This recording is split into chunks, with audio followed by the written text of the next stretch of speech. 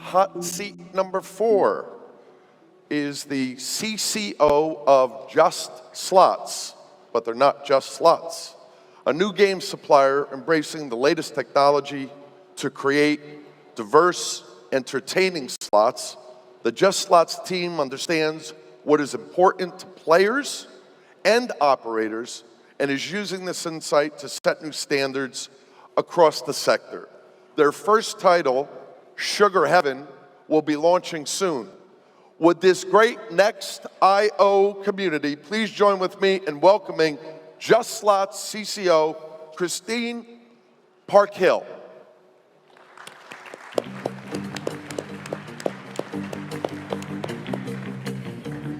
Hi, Christine. Hi. I guess I'll go back to batting leadoff here. You know, there's certainly no shortage of games providers and slot providers on the marketplace. So I'd love to know off the bat kind of where you differentiate, or if you even need to, and what some of kind of the unique selling propositions are in terms of your offering. I think for us, in a nutshell, we're taking a more engineered approach to making slots, I think.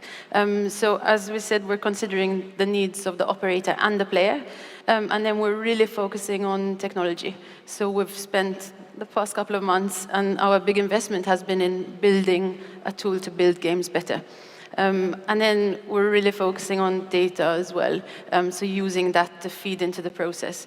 It is a very competitive marketplace, for sure, and there are loads of slots.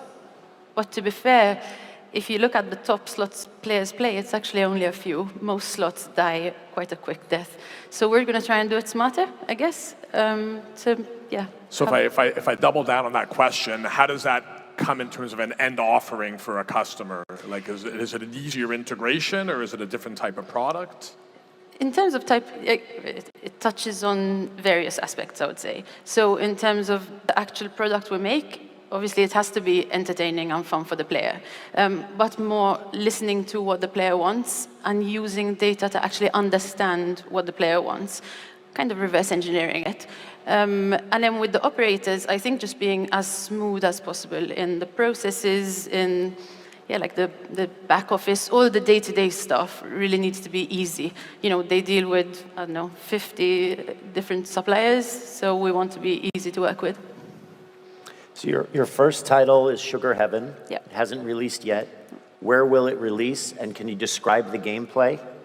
Yeah, so to start off with, we're starting in terms of distribution using aggregators as well. We've already done one integration to Hub88 actually. So that's how we'll start, I guess.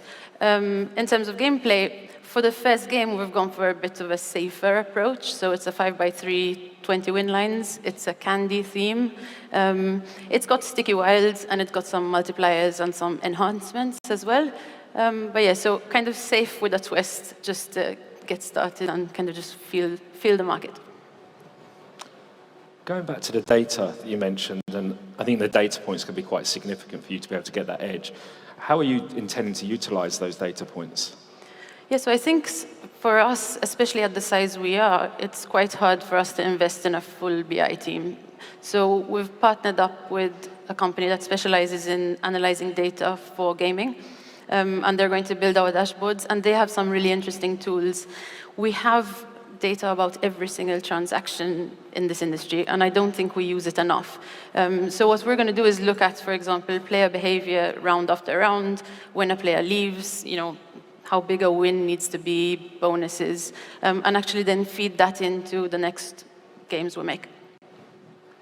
I think one of the challenges being a relatively young company is you produce all these fantastic content in games, and you start landing some deals and working with an operator. And how do you ensure how do you maximize the opportunity in working with a given operator to ensure that you're not just lost in the shuffle amongst their product offering, to maximize the likelihood that your product will be front and center in some capacity?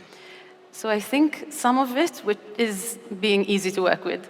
And I know I keep coming back to it, but I think making an operator's life easy, for example, producing things way in advance, having a nice game release process, having built-in tools like promo tools to make the games easier to promote. I think relationships are really, really important as well. So you can only do so much with discounts and kind of giving things for free. I think the relationships really come into it then. Do you have designs or plans for subsequent games? Yes, we do. We have 4 games in development at the moment, different stages of development. So yeah, we're going for quite a variety.